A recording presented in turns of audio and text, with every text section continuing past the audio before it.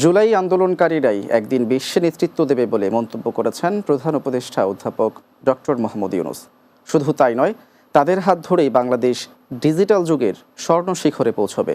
বুধবার সকালে বাংলাদেশ চীন মৈত্রী সম্মেলন কেন্দ্রে আয়োজিত digital device and innovation expo 2026-এর উদ্বোধনী অনুষ্ঠানে যোগ দিয়ে তিনি এসব কথা বলেন।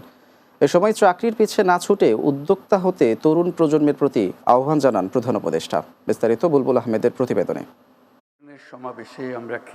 বুধবার সকালে রাজধানীর আগারগাঁওয়ে বাংলাদেশ চীন মৈত্রী সম্মেলন কেন্দ্রে 4 দিনব্যাপী digital device and innovation expo 2026-এর উদ্বোধনী অনুষ্ঠানে যোগ দেন প্রধান উপদেষ্টা অধ্যাপক ডক্টর মোহাম্মদ ইউনূস। মেলা উদ্বোধনের পাশাপাশি বাংলাদেশ ইনোভেশন চ্যালেঞ্জ এর ওয়েবসাইট ও লোগো উন্মোচন করেন তিনি। তারা তথ্যটা দিতে পারে নাই। অনুষ্ঠানে বক্তৃতার শুরুতেই প্রধান উপদেষ্টা বলেন, ডিজিটাল খাতই বর্তমান বিশ্বের মূল খাত। এটি থেকেই পরিবর্তন আসবে। এ খাত থেকেই অন্যান্য সব খাত প্রভাবিত হবে। তাই এটিকে এগিয়ে নেওয়ার কোনো বিকল্প নেই। এই খাতটা হলো মূল খাত। এই খাত থেকে ভবিষ্যৎ রচনা হবে আমাদেরও এবং সারা পৃথিবীরও। অন্যান্য খাত উবে যাবে তা না, হারিয়ে যাবে তা না, ওরা থাকবে,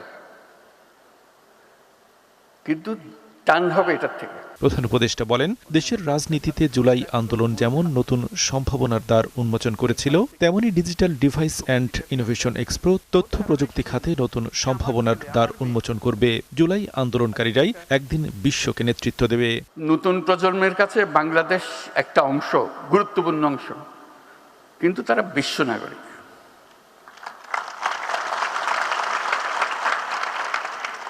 আপনি তারে ঠেলে ঠুলে খালি না বাংলাদেশে ঢুকিয়ে দিয়ে না। বাংলাদেশের কাজ করবে সে, বাংলাদেশের কাজ করার জন্য, সেই গর্ব অনুভব করার জন্যই তাকে বিশ্ব নাগরিক হতে হবে, কারণ বিশ্বে তার ভূমিকা পালন করতে হবে।